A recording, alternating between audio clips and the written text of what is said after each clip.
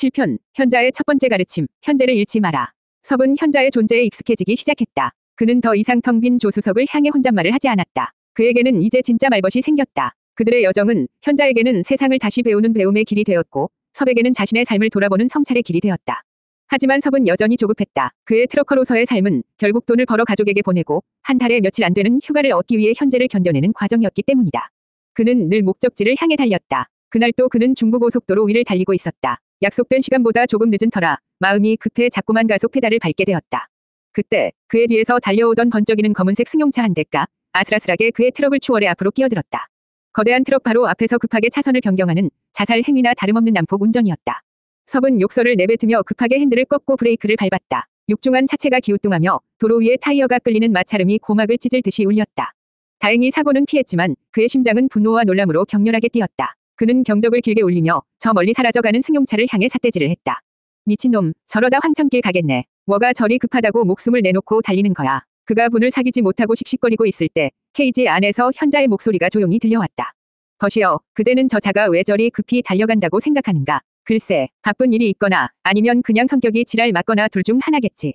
아니다. 현자의 목소리는 단호했다. 저 차는 시간을 아끼는 것이 아니라 현재를 잃고 있구나. 현재를 잃다니. 그렇다. 그는 목적지에 도착하는 것 외에 그 어떤 것에도 마음을 두지 않는다. 길 위에서 스쳐 지나가는 풍경, 라디오에서 흘러나오는 음악, 심지어 자신의 숨소리마저도 그에게는 목적지를 방해하는 소음일 뿐이다. 그는 미래의 한 점에 도달하기 위해 길 위에서의 모든 현재를 기꺼이 버리고 있다. 과연 그것이 시간을 버는 것일까? 섭은 아무 말도 할 수 없었다. 현자의 말은 방금 전이 그 난폭 운전자뿐만 아니라 바로 자기 자신을 향한 꾸짖음처럼 들렸기 때문이다. 그 역시 늘 그랬다. 과거 사업을 할 때 그는 늘 성공이라는 미래의 한 점만을 바라보며 달렸다. 그 과정에서 아내의 눈물을, 아이의 웃음을, 그리고 자기 자신의 행복을 모두 놓쳐버렸다. 지금의 트럭 운전도 마찬가지였다. 그는 늘 휴가와 월급날이라는 목적지를 향해 길 위에서의 모든 고독한 현재를 견뎌내고 있을 뿐이었다. 현자는 조용히 말을 이었다. 버시어, 기억하게. 가장 빠른 길이란 목적지에 먼저 닿는 길이 아니라 길 위에서 가장 많은 것을 배우고 느끼는 길이다. 현재를 잃어버린 자에게 미래란 그저 또 다른 공허한 목적지일 뿐이다. 섭은 천천히 트럭의 속도를 줄였다. 그는 창문을 열고 차가운 바람을 맞았다. 그리고 처음으로 길가의 이름 모를 들풀과 멀리 보이는 산의 능선과 높고 푸른 가을 하늘을 목적지가 아닌 현재의 풍경으로 바라보았다. 그의 길고 긴 여정은 어쩌면 속죄가 아니라 잃어버렸던 자신의 현재를 되찾아가는 과정일지도 모른다는 생각이 처음으로 그의 머리를 스쳐 지나갔다. 8편, 서툰 통화, 마음의 거리. 현자의 가르침 이후 섭은 자신의 운전 습관을 바꾸려 노력했다. 그는 더 이상 시간에 쫓기듯 달리지 않았다. 정해진 휴식 시간을 지켰고 창밖의 풍경을 감상하는 여유를 가지려 했었다. 하지만 그의 마음속 가장 큰 부분을 차지하는 현재는 바로 그가 떠나온 집에 있었다.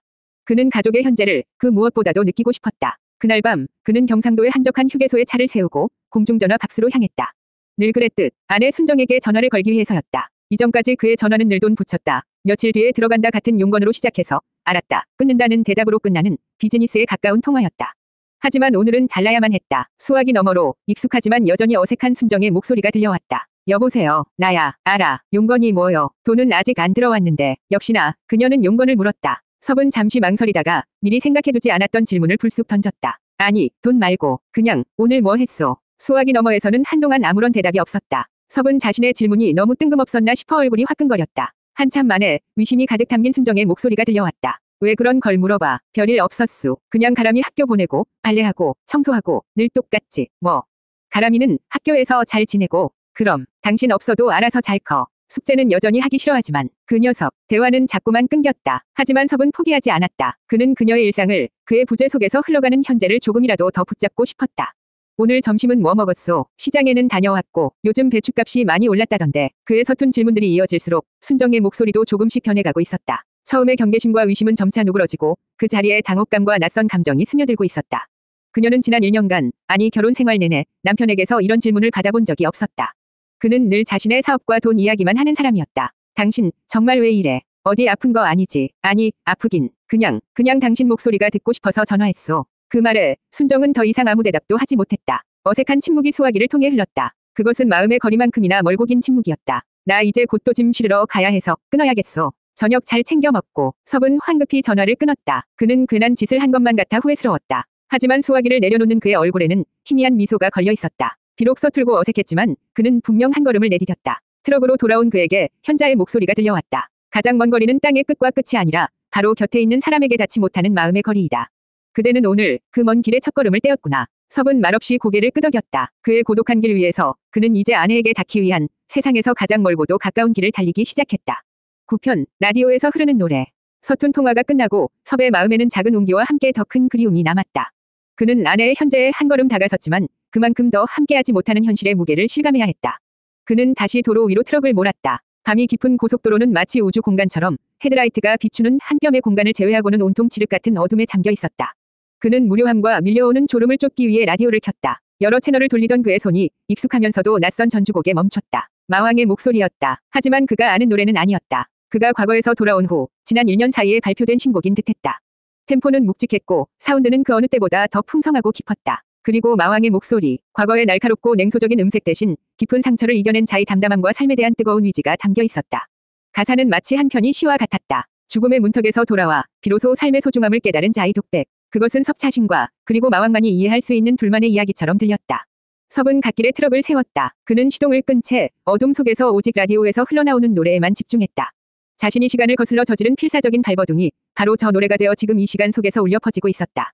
그는 세상을 구한 영웅도 역사를 바꾼 위인도 아니었다. 그저 아무도 알아주지 않는 고독한 트럭커일 뿐이었다. 하지만 그는 분명히 저 노래의 탄생에 관여했다. 저 노래가 존재하는 세상과 존재하지 않았을 세상을 모두 아는 유일한 사람이었다. 안도감과 함께 지독한 외로움이 그의 온몸을 덮쳐왔다. 이 위대한 성취를, 이 기적 같은 이야기를 나눌 사람이 아무도 없었다.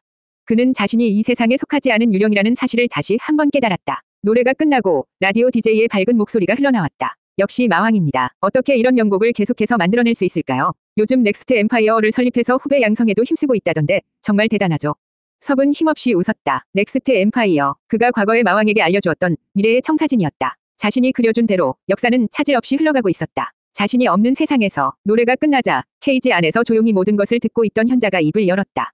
그대는 외로운가? 그렇소. 그대는 이 세상에 속하지 않았다 생각하는가? 그렇소. 현자는 잠시 침묵하더니 섭이 이해할 수 없는 말을 했다. 아니다. 그대는 그 누구보다도 깊이 이 세상과 연결되어 있다. 눈에 보이지 않는 인연의 끈은 시간과 공간을 넘어 모든 것을 하나로 묶는 법. 그대가 과거에 던진 작은 돌멩이 하나가 지금 이 시간에 거대한 파문을 일으키고 있지 않은가? 그대는 외로운 섬이 아니다. 그대 자신이 바로 모든 것을 연결하는 거대한 파문을 일으킨 중심이다. 현자의 말은 어려웠지만 섭은 어렴풋이 그 의미를 알 수 있었다. 그는 비록 고독한 길 위에 서 있지만 그의 행동 하나하나가 세상과 연결되어 있다는 것. 그는 라디오를 껐다. 창밖의 어둠이 더 이상 두렵게 느껴지지 않았다. 그는 이 어둠 속에서 홀로 모든 것을 연결하고 있는 존재였다. 그의 고독은 어쩌면 선택받은 자의 숙명일지도 몰랐다. 시편, 현자의 질문, 그대는 무엇으로 사는가? 라디오의 노래 이후 섭의 마음에는 새로운 질문이 자리 잡았다. 나는 이 세상과 어떻게 연결되어 있는가? 그는 더 이상 자신의 삶을 고립된 속죄의 과정으로만 보지 않게 되었다. 그는 현자의 말처럼 자신이 세상의 일부이며 세상에 영향을 미치고 있다는 사실을 받아들이기 시작했다. 그의 내면에 작은 변화에 싹이 트고 있음을 확인한 현자는 마침내 그에게 가장 근원적인 질문을 던지기로 했다. 그날 그들은 강원도의 험준한 산맥을 넘어가고 있었다. 끝없이 이어진 커브길을 오르며 섭은 온 신경을 운전에 집중하고 있었다. 한참 만에야 정상 부근의 작은 간이 휴게소에 도착해 차를 세우고 그는 땀을 닦으며 거친 숨을 몰아쉬었다. 휴게소에서 내려다보는 풍경은 장관이었다. 수많은 산봉우리들이 파도처럼 넘실거리며 발 아래에 펼쳐져 있었다. 그는 한참 동안 그 풍경을 말없이 바라보았다. 그때 현자가 물었다. 버시어, 그대는 무엇으로 사는가? 뭐라고? 섭은 자신의 귀를 의심했다. 그대는 가족을 위해 돈을 벌고 과거의 죄를 갚기 위해 속죄하며 길 위에서 깨달음을 얻고 있다. 하지만 내가 묻는 것은 그 모든 이유들을 제외하고 그대 자신은, 오롯이 그대 자신은 무엇을 위해 존재하는가? 섭은 한 번도 그런 질문을 받아본 적이 없었다. 그는 자신의 인생에서 나라는 존재를 생각해 본 적이 없었다. 그는 늘 누군가의 아들이었고 누군가의 남편이었으며 누군가의 아버지였다. 그리고 지금은 과거의 죄를 짊어진 죄인이었다. 나라는 주어는 그의 삶에 존재하지 않았다. 나는 가족을 위해 살지. 그들을 위해 이 고생을 하는 것 아닌가. 그가 겨우 대답했다. 현자는 고개를 저었다. 그것은 역할이다. 존재의 이유가 아니다. 아들이라는 역할, 남편이라는 역할, 아버지라는 역할이 사라진 후에도 그대는 여전히 그대 자신으로 존재한다. 속죄가 모두 끝난 후에도 그대의 삶은 계속된다. 그때 그대는 무엇으로 그대의 삶을 채울 것인가? 섭은 할 말을 잃었다. 그는 자신의 속죄가 끝나면 자신의 인생도 끝나는 것이라고 막연하게 생각하고 있었다. 속죄 이후의 삶. 그는 단 한 번도 상상해 본 적이 없었다. 스스로에게 물어보라. 버시어. 그대가 진정으로 원하는 것은 무엇인가? 그대의 영혼이 노래하고 싶어 하는 것은 어떤 노래인가? 그 답을 찾기 전까지 그대는 영원히 길 위를 헤매는 나그네일 뿐이다. 현자의 질문은 그의 인생 전체를 관통하는 거대한 화두가 되어 그의 마음에 박혔다. 그는 지금까지 과거의 죄를 갚는 것에만 집중하며 살아왔다. 하지만 이제 그는 앞으로의 삶을 만들어가는 것에 대해 고민해야만 했다. 그것은 아키텍처의 사용과도 연결되는 문제였다. 아내의 꿈을 이뤄주는 것은 분명 숭고한 속죄 행위다. 하지만 그것이 속죄 이후의 삶에 대한 답을 찾지 못한 자의 또 다른 도피는 아닐까. 섭은 깊은 생각에 잠겼다. 그의 진짜 여정은 어쩌면 바로 이 질문과 함께 이제 막 시작되고 있는지도 몰랐다. 11편, 짐을 내리는 곳, 마음을 내리는 곳. 현자가 던진 거대한 질문은 섭의 마음속에 무겁게 내려앉았다. 속죄 이후의 삶. 그는 그 답을 찾지 못한 채 다시 묵묵히 운전대를 잡고 길 위를 달렸다. 그의 여정은 이제 단순히 화물을 운송하는 것을 넘어 자기 자신이라는 가장 깊은 미지의 영역을 탐사하는 구도의 길이 되어 있었다. 다음 목적지는 충청도의 한적한 과수원이었다. 섭이 실어온 짐은 과수원에서 사용할 비료 수백 포대였다. 섭이 차에서 내리자 이른 아침부터 밭을 갈고 있던 노부부가 그를 맞았다. 그들은 지리산에서 만났던 노부부와는 또 다른 건강하고 활기 넘치는 모습이었다. 아이고, 욕가소, 이 새벽부터 먼 길 오시느라 고생 많았지. 과수원 주인인 노인은 넉넉한 웃음으로 그를 맞으며 따뜻한 칡즙 한 사발을 건넸다. 섭은 말없이 그것을 받아 단숨에 들이켰다. 흙냄새와 섞인 삽살한 칡향이 그의 가슴속까지 시원하게 씻어 내리는 것 같았다. 그는 곧바로 적재함의 덮개를 열고 짐을 내리기 시작했다. 수십 킬로그램에 달하는 비료 포대를 어깨에 이고 과수원 창고까지 수십 번을 왕복하는 고된 작업이었다. 이마에서는 비 오듯 땀이 흘렀고 등줄기를 타고 내려와 작업복을 흠뻑 적셨다. 노인은 옆에서 연신 미안해하며 일손을 거들려 했지만 섭은 괜찮다며 손사래를 쳤다. 이상하게도 몸은 고됐지만 마음은 가벼웠다. 땀 흘려 짐을 내리는 단순한 육체 노동이 지난 며칠간 그의 머릿속을 복잡하게 채우고 있던 무거운 상념들을 씻어 내려주는 것만 같았다. 비료 포대 하나를 내려놓을 때마다 그의 어깨를 짓누르던 죄책감의 무게가 조금씩 가벼워지는 듯한 착각마저 들었다.